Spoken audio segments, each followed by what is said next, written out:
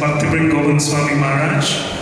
Maharaj actually has a very special connection with our Toronto temple. He initially came in contact with Srila Prabhupada in the year 1971, and between 71 and 77, Maharaj actually spent few years in the Toronto community as a pujari, as a cook, and he eventually moved to Vrindavan, India. But over the years, Maharaj has been extensively traveling, helping little communities around the world, Kazakhstan being one of them. He served in France, Greece, Israel, many other centers. But we all know Maharaj is known for his mellow and sweet kirtan. He brings a very special mood when leading wonderful kirtans. And today evening is going to be no different. Maharaj will be leading the 8 p.m. Arati accompanied with kirtan. So this evening, it's a not to miss. If you are planning to leave early, please stay around. We will be having Maharaj lead us into an immersive experience of kirtan. And today's talk is going to be about kirtan, about holy name, the importance of chanting the holy name. This is something that Maharaj does extensively wherever he travels, getting many other devotees involved in the process of kirtan. So we're very happy and honored to have His Holiness Bhakti Govinda Swami Maharaj with us. Can we give a big round of applause to welcome him? We have Andresh Prabhu, Govinda Maharaj. There you go. We would also like to welcome the Bhakti brothers, the dynamic and enthusiastic Ananda Murari Prabhu and Yogendra Prabhu, who've been traveling. Can we give a round of applause to welcome them as well? Hare Krishna. Thank you, Maharaj.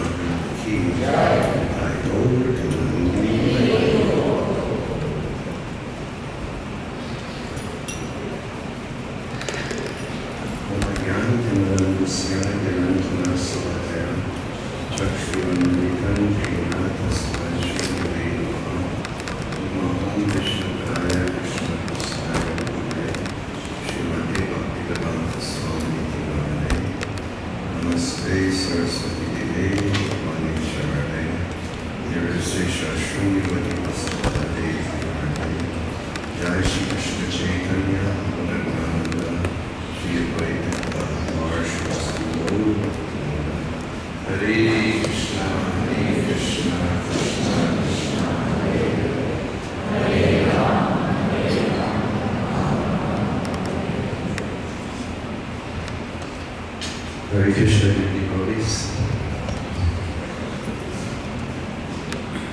We hope that everybody is well.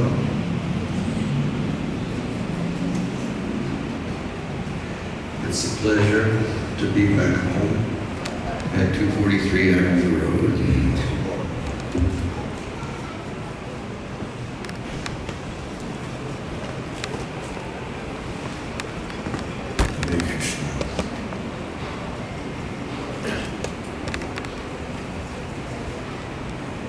Pardon me for just 1 second. I have to try to do this connection business.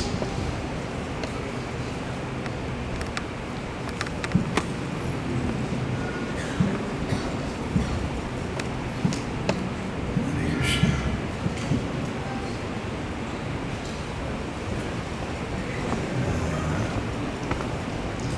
Please.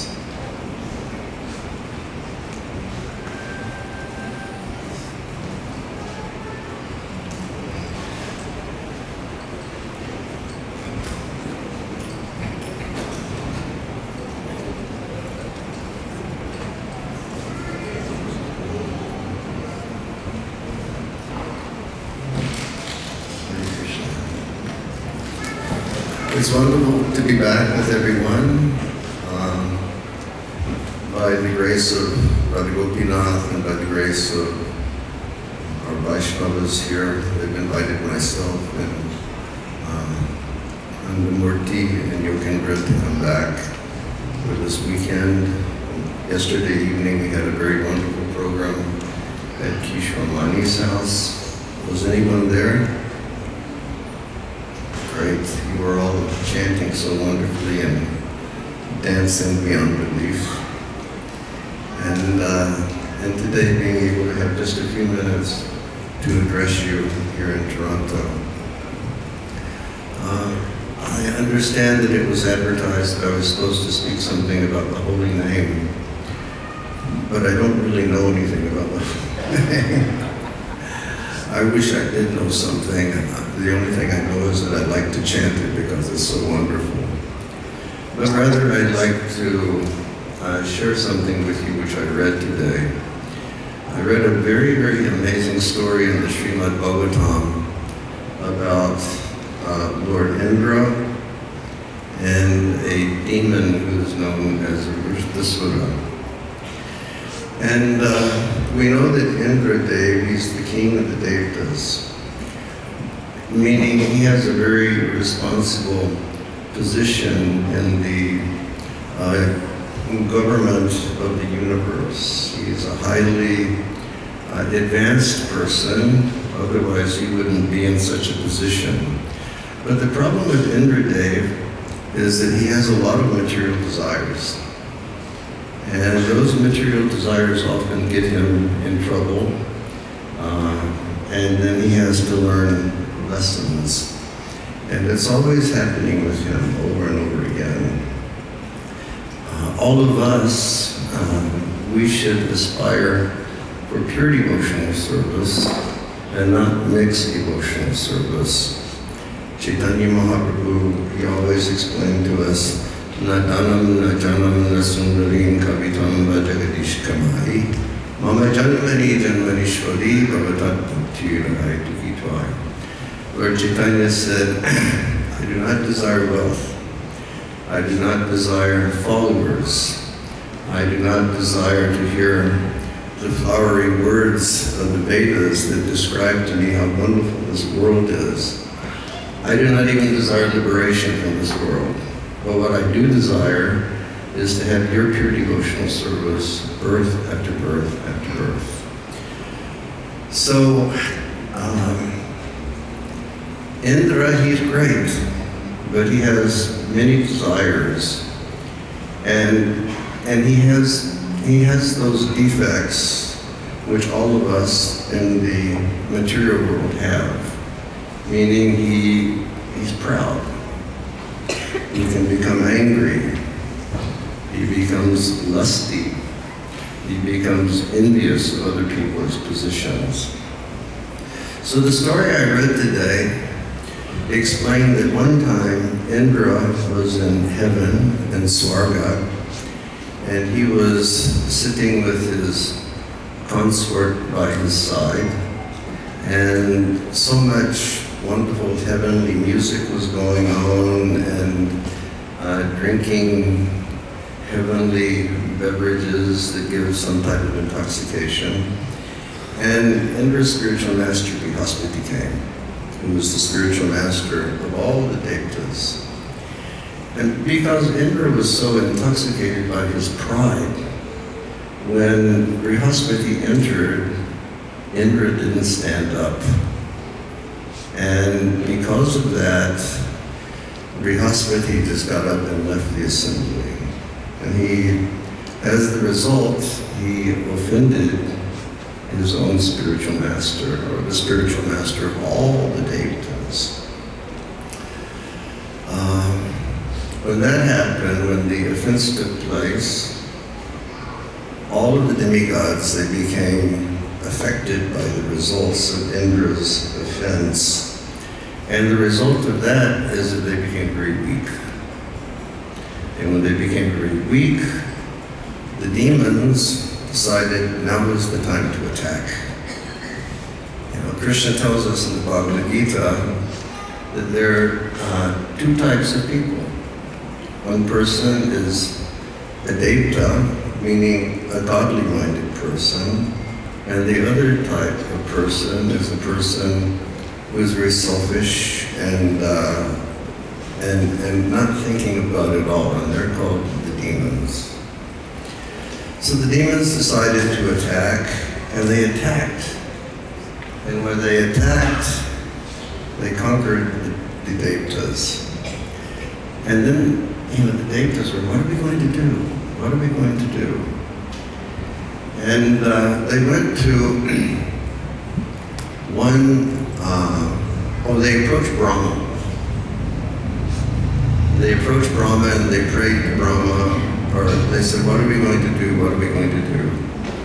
And they said, well, since you unfortunately, got rid of your spiritual master and you offended him, you need to go to another Brahmin and accept him, and then that Brahmin will do something for you. Perhaps it was the Lord, not Brahma himself, but the Lord himself, the demigods went to. So he said, you go to this one Brahmin named Vishvarupa, and you be very humble, and you submit yourself, and then he will give you something for your protection. And we know that in Bhagavad Gita, Krishna tells us, Tadvedi pranipatena paripashnena sevaya upadekshanti tajnanam jnanina stanta darshana. Meaning the process of acquiring knowledge, first is humility. Like our Srila Prabhupada would always say, if a person is very proud and he comes to you demanding, show me God, that doesn't work. So Krishna says, first, be very, very humble, and then do seva. And then, by being humble and doing seva, you capture the heart of a person, and then you can ask questions. So they went and they offered many prayers to this Brahmin named Vishvarupa, and they wanted something where they would become protected from the demons. And so Vishvarupa created this armor that they would wear. And he gave them a mantra. You chant this mantra and perform some rituals. You'll be fully cloaked in a protective armor. No one can bother you. It's called the Narayan Kavacha. So they did that, and then the devas became very strong again. And then somehow, Indra realized that this Brahmin, who was also partial to the demons, had been doing something on behalf of the demons. So Indra became afraid again, and he killed Vishvarupa, just cut his head off. This is like the position of being materially afraid for your position in society. And so Indra, he killed this Brahmin, and then the father of that Brahmin, he became very angry. And the father of that Brahmin, his name is Twasta. Twasta became so enraged that, he said, you killed my son. So this great mystic saint, he created a great demon, and the demon's name was Vrittasura. And Vrittasura, Vritta means one who can cover everything. Meaning he was big. He was so big that he covered the sky. And he was fierce. And he was very ferocious, but he was actually Twasta's other son. He was Vishvarupa's son, Vishvarupa's brother.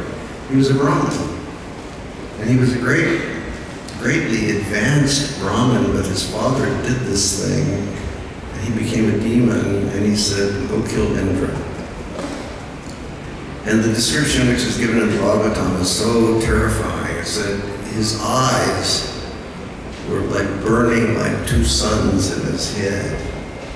And the size of his body was just immense. And then the devas became afraid again. Srila Prabhupada said one time, at least I heard when we were young, I didn't read it, but Srila Prabhupada said, many of my disciples are just practicing to become demigods in their next life. We shouldn't practice Krishna consciousness in that way. We should practice Krishna consciousness to go back to Godhead in our next lives. But Indra became afraid, and then when the demigods became afraid again, they decided we have to approach the Lord and we have to ask the Lord to protect us. So there's a chapter of prayers by the demigods, and these prayers are so Krishna conscious, they're so elevated, and essentially they're saying, you are our Father, we are your sons, please protect us, please kill this demon, or give us some power to kill this demon. And so the Lord heard their prayers, and the Lord said, he said, thank you. He said, your prayers are very, very nice. He said, but, you know, it's the nature of the Lord that, he said, I can't give you something material. Devotees should never approach the Lord for something material. Devotees should only approach the Lord for pure service and pure love, pure loving devotional service. He said, so as much as I would like to fulfill your desire to do something about this demon, I can't. He said, but I suggest that you go to one other saint, and his name is Dadichi. And this Dadichi had become powerful from thousands and thousands and thousands of years of austerity. And he said, you go to Dadichi, he said he's very strong, and he has bones that are like titanium or something phenomenal. He said, you go to him and you ask this great saint to just give up his life and give you his body so that you can make a thunderbolt made from his bones. And that is the only thing that will kill this demon. So then the Devas, they went to the saint and they appealed to him. And then the saint wanted to test them. And he said, I don't think I can do this. Why should I do this? So then the demon said, well, we've been sent by the Lord himself. And the Lord said, this is what we should do. And the demon said, okay. Then by the demon's mystic potency, by the saint's mystic potency, he gave up his life and he gave his body to the Devtas. And then the Devtas called the architect of the demigods named Vishwakarma. And Vishwakarma fashioned this great thunderbolt.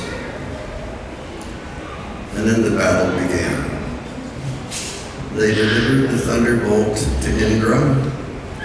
And then Indra had to face this great demon on the battlefield. And remember, this demon is a great pure devotee in a demon's body. And when the demigods saw this demon, they really became frightened, terribly frightened. And this demon was roaring. And then the demigods, they were very powerful. And all of the other demons behind Vritasura, they became scared. And they said, Chalu, let's get out of here. So they started retreating. And then this demon started preaching principles of Dharma to his demon followers. And he said, what are you doing? Don't you realize that it's better just to die on the battlefield and to attain your destiny than just running away and being ashamed? He was like preaching, explaining Dharma very properly to them. They ran. And then he became really angry. And he looked at Indra and he started saying, what are you? Who are you? Why are you doing this? You're just a materially attached person. Don't you understand that your material attachments are just going to lead to a repetition of birth and death? And Indra thought what happened is that, the demon roared. And when the demon roared, all the demigods, they fainted on the battlefield. And then Vritrasura, he was so massive, he just started trampling demigods like he was a big mad elephant. And then Indra is going, oh my God, what am I going to do? And then the demon started speaking to Indra, and he said, you don't understand Dharma. You don't understand what your real principle in life is supposed to be, and you're supposed to be the leader of all the devatas. You're just an attached person. You're attached to sense gratification. And then he started saying something very, very nice. He told him, he said, look, just throw your thunderbolt at me and kill me. Because if you throw your thunderbolt at me and kill me, and I die, then I will again attain the lotus feet of great devotees like Narada Muni. I will have the shelter of Vaishnavas. And then if you kill me, you'll get what you want, which is just to sit on the throne of heaven. So kill me, Indra. And Indra was like frightened. He would say, throw your thunderbolt. And at a certain point, this demon roared again, and Indra was so frightened he dropped the thunderbolt. And when he dropped his thunderbolt, you know, everybody in the heavenly planets, they went, oh my God, he dropped his weapon. It's all over. And according to Kshatriya codes, if you drop your weapon, you're not supposed to pick it up. You're just supposed to stand there and get killed like a brave man. And, you know, and he was like, pick up your weapon. What's the matter with you? Come on, kill me. I'm waiting for it. Because I want the association of Vaishnavas. I'm tired of dealing with people like you. You kill me. And so Indra threw this club, and Vritrasura captured it in his left hand, and then Vritrasura just threw the club and hit Indra's elephant on the head and knocked him back, you know, a half kilometer or something like that. And Indra didn't know what to do. And finally the demon was saying, please kill me. And this is all in the battlefield. I just want to read a few things that this demon, so-called demon, he told to King Indra, because it's very instructive for all of us. These are the good lessons for us to learn. The demon said, O my Lord, O Supreme Personality of Godhead, will I again be able to attain, will I again be able to be a servant of your eternal servants who find shelter only in your lotus feet? O Lord of my life, may I again become their servant, so that my mind will always think of your transcendental attributes, my words will always glorify your transcendental attributes, and my body will always be engaged in the service of your Lordship. This was the demon's prayer. And then in Srila Prabhupada's purport, he says, this verse gives all of us the sum and substance of our lives in devotional service. One should become a servant of the servant of the servant of the Lord. Chaitanya Mahaprabhu advised us, and he also showed by his example that a living entity should always be the servant of the servant of the servant. He says, under the direction of Vaishnavas, one must then engage his three properties fully in the service of the Lord. What are the three properties that we always have to engage in the Lord's service? We have our mind, we have our words, we have our body. Those are our God-given gifts. So we can always engage the mind in thinking of Krishna. That's his request, Manmana Bhava, always think of me with love. We can engage our words in describing the glories of Krishna. And we can engage our bodies in actively serving the mission of the Lord. Srila Prabhupada says, the body should be engaged in physical activity, the mind should think of Krishna incessantly, and one's words should be engaged in preaching the glories of the Lord. If one is thus engaged in the loving service of the Lord, then one's life becomes successful. So this is the demon preaching to a demigod. And then it goes next level in what the demon is telling the Lord, telling Indra. And then when I say next level, it goes directly into a discussion of love. He starts talking about prema to a demon on the battlefield. And he says, "Oh my Lord," he says, "source of all opportunities. I do not desire to enjoy in Dhruvaloka, the heavenly planets, or the planets where Brahma resides." Excuse me, I'll read the next verse. "Nor do I want to be the supreme ruler of all earthly planets or the lower planetary systems.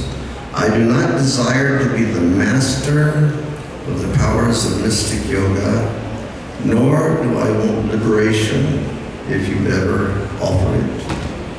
So here Srila Prabhupada's purport is very beautiful. A pure devotee never desires to gain material opportunities by rendering transcendental loving service to the Lord.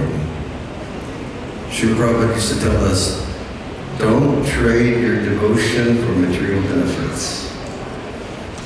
A pure devotee desires only to engage in loving service to the Lord in the association of the Lord and his eternal associates.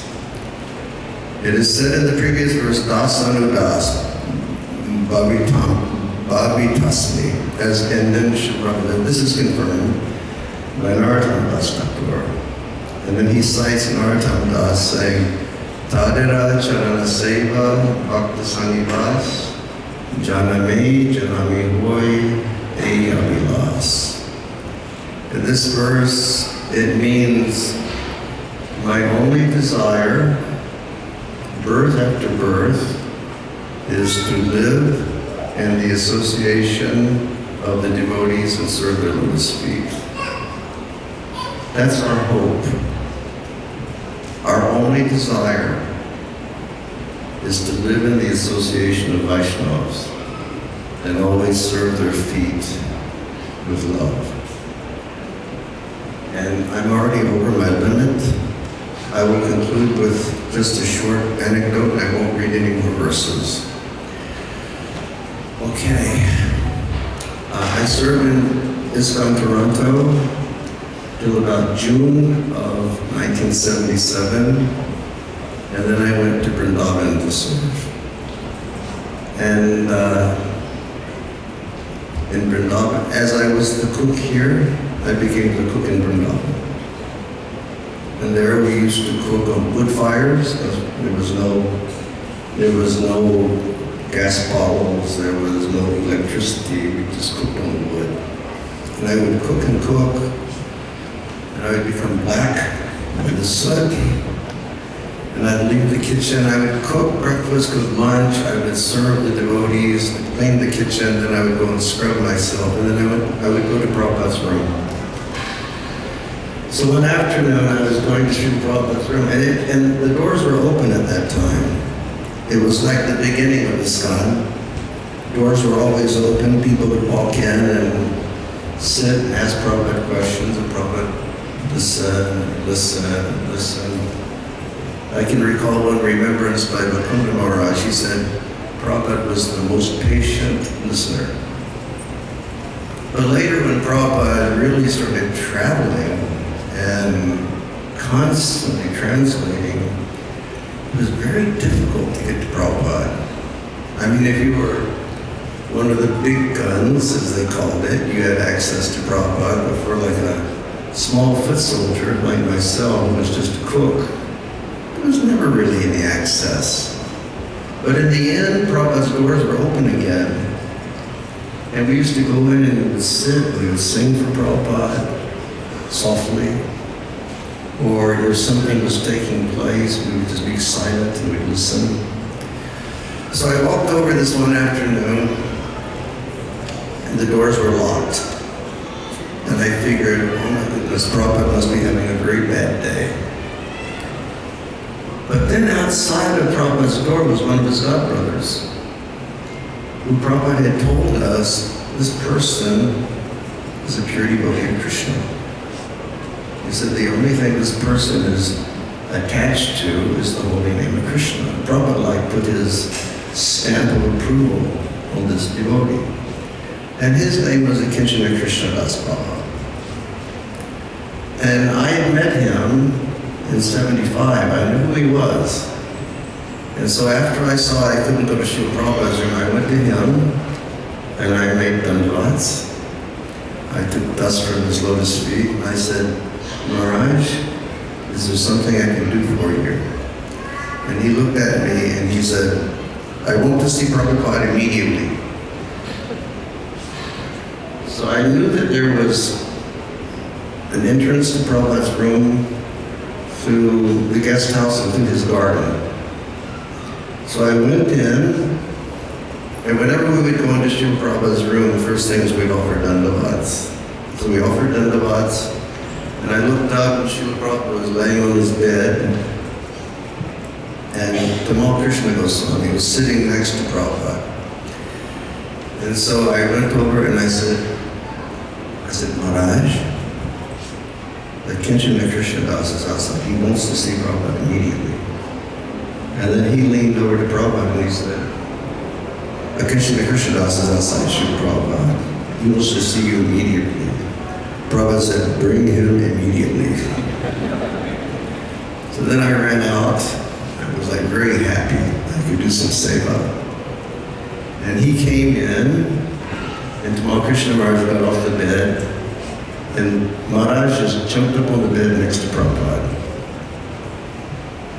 First time I met him, I said, Maharaj, when did you first meet Prabhupada? He said, I met when he was a Grihasta in Allahabad. It was love at first sight. They loved one another. And so they sat there, and I was thinking, oh my goodness. I have two bona fide pure devotees in front of my eyes. I'm not moving. What's going to happen? And what happened is that they started cracking jokes with one another. And Babaji Maharaj would say something, and Prabhupada would be laying on his bed and go, and then Prabhupada would say something, and Babaji Maharaj would go, Then Babaji Maharaj said something, and Prabhupada went, Tadira charana seva bhakta sanivas, janame janami hoy, ei abhilas. My abhilas, my only desire, is to live in the association of Vaishnavas, birth after birth, and serve the lotus feet. And when Srila Prabhupada said that, it was so profound. Babaji Maharaj slowed down for a second. And then he cracked another joke, and Prabhupada started laughing. Prabhupada said something, Babaji Maharaj was bouncing. And then Babaji Maharaj said something, Prabhupada went, Tadira charana seva bhakta sanivas, janame janami hoy. And when he said that, I went, this is the miracle that I was meant to see. This is the lesson that I was meant to receive. that we always stay in the association of the Vaishnavas.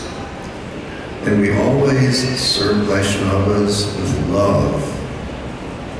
That should be our hope, birth after birth after birth. Then Srila Prabhupada, he looked at Babaji Maharaj, he said, could you please sing for me? And so Babaji Maharaj sang this beautiful bhajan about the holy name, and Prabhupada said, thank you, thank you, thank you. And then Babaji Maharaj said, Maharaj, I must go. And Prabhupada said, thank you for coming, you've been so kind. And Babaji Maharaj got up to leave. And Prabhupada turned to Tamal Krishna Maharaj and said, he must have prasadam. Then Tamal Krishna Maharaj turned to me and said, he must have prasadam. So I went running out. And he was just about at the guest house lobby, and I said, Maharaj, please, you sit here for a minute, I'll bring you prasadam. He said, yes, please. So I ran up to the front, and there was one basin ladu, it's Mahaprasadam. It's a very simple ladu. I put it in a leaf cup, I brought it back to Babaji Maharaj, and he looked at me. He took the prasadam, he said, you've given me Krishna prasadam. You're so kind. He said, you've given me prasadam.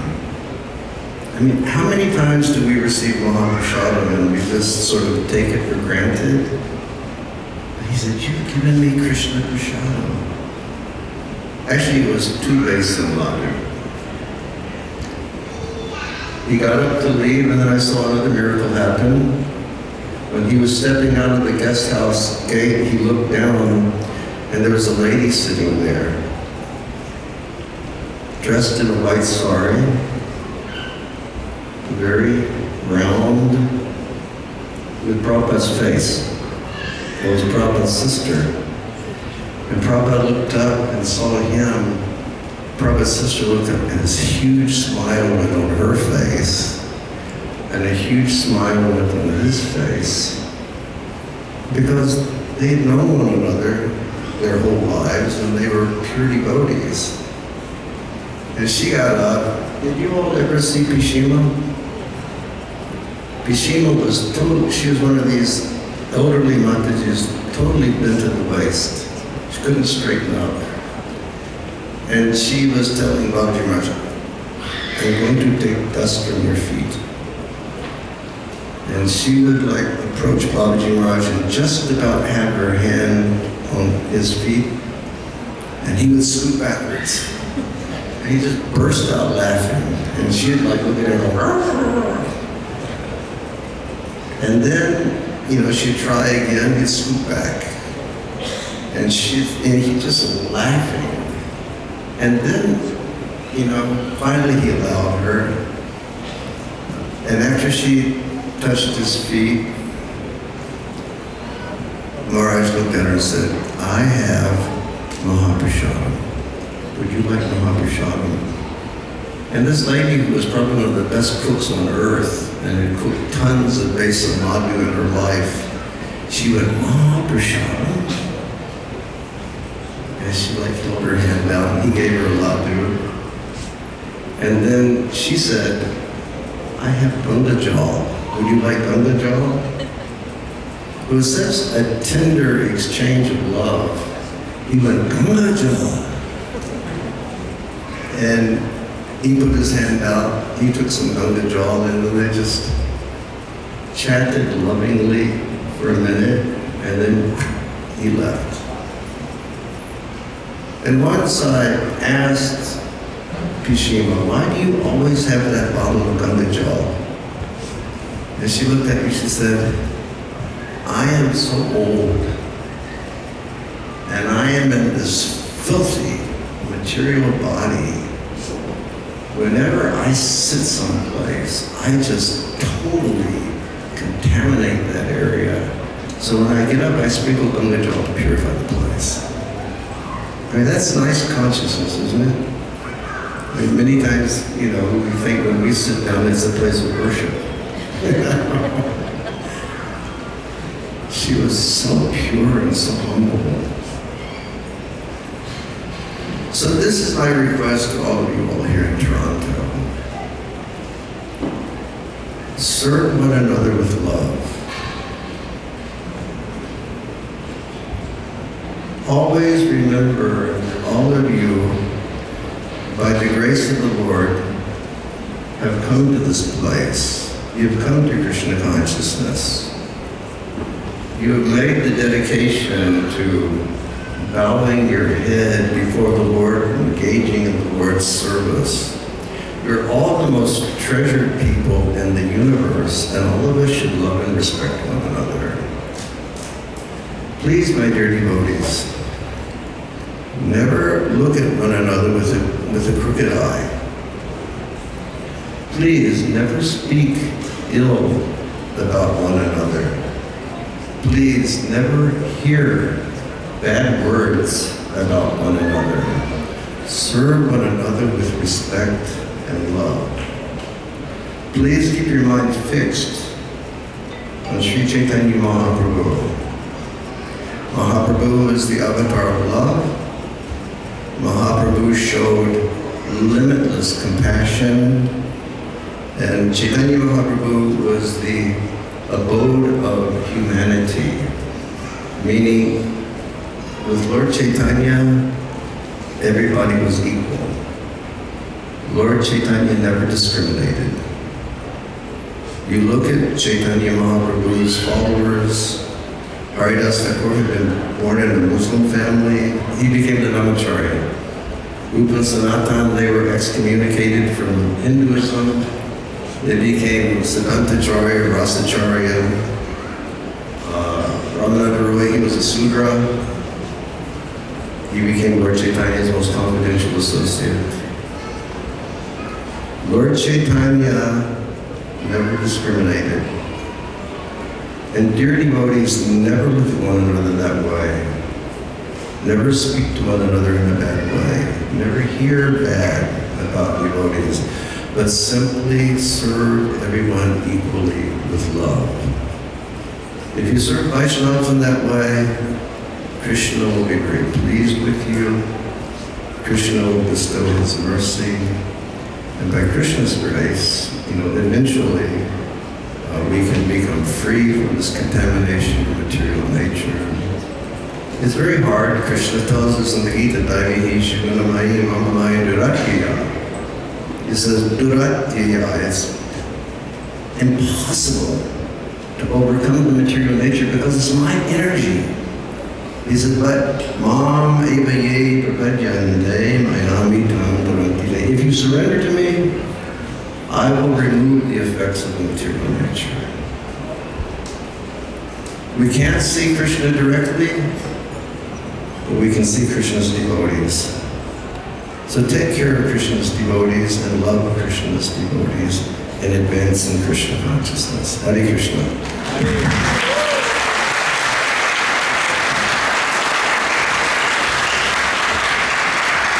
Thank you, Maharaj. So is Bhakti Govinda Swami Maharaj ki.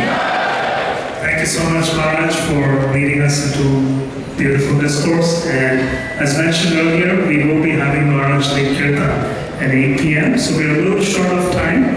I'm going to quickly run over very quick important announcements, and the prasadam will be served in a couple of minutes. As you all know, next month we await the biggest celebrations, the Chariot Fest, the festival for our beloved deity Jagannath Baldev and Subhadra Maya. It's going to be on the July 12th and July 13th, Saturday.